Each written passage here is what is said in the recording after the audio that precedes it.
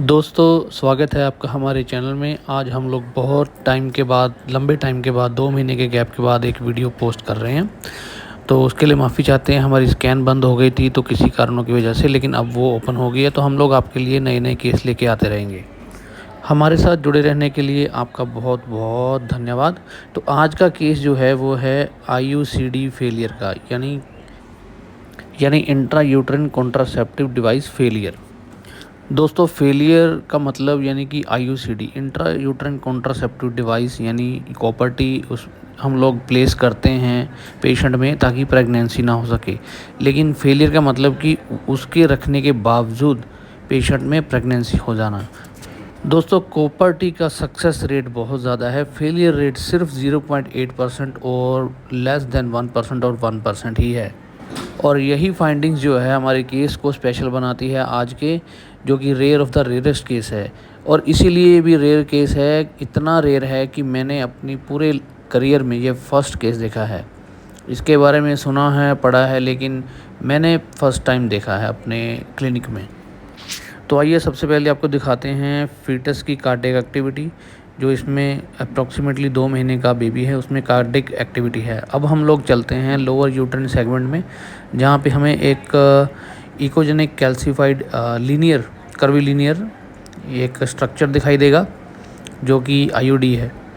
तो मैंने आपको पहले एक वीडियो में बताया था कि जब आपको डाउट हो कि कॉपर टी नहीं है तो एक्सरे करवा सकते हैं, लेकिन इस वाले केस में आपको एक्सरे नहीं करवाना है। अगर डाउटफुल हैं तो छोड़ दें, अगर श्योर हैं तो लिख सकते हैं IUCD या क्वेश्चन मार्क डाल सकते हैं IUCD।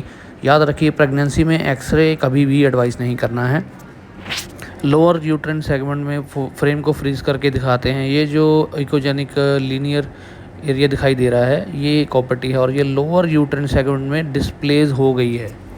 आपके साथ ये केस शेयर करने का मकसद ये है कि जब ऐसा कभी केस आता है तो फर्स्ट ट्राइमेस्टर में, जैसे कि ये फर्स्ट ट्राइमेस्टर में है, इसमें हमको कॉपर टी को as soon as possible remove करना चाहिए। अगर रिमूव नहीं करेंगे, प्रेगनेंसी कंटिन्यू करेंगे, तो ये कॉपर टी आगे डिस्प्लेस हो सकती है इंट्राएब्डोमिनल या किसी और तरीके से। रिमूव करते वक्त भी कुछ % चांसेस है कि जो थ्रेटन्ड अबॉर्शन हो सकता है, लेकिन जो उसके बाद अगर इसको छोड़ दे तो उसमें रिस्क ज़्यादा है। तो इसीलिए इस कॉपर टी को रिमूव करना चाहिए अगर ये फर्स्ट ट्राइमेस्टर में है, एज सून एज पॉसिबल। इसके अलावा आपको एक इंफॉर्मेशन है जिसमें ये एक पेज है, सारी इन्फॉर्मेशन लिखी हुई है, वो आपके साथ शेयर कर देता हूँ, आप उसको भी रीड कर लेना। वीडियो को पॉज करके आप इसको रीड कर सकते हैं।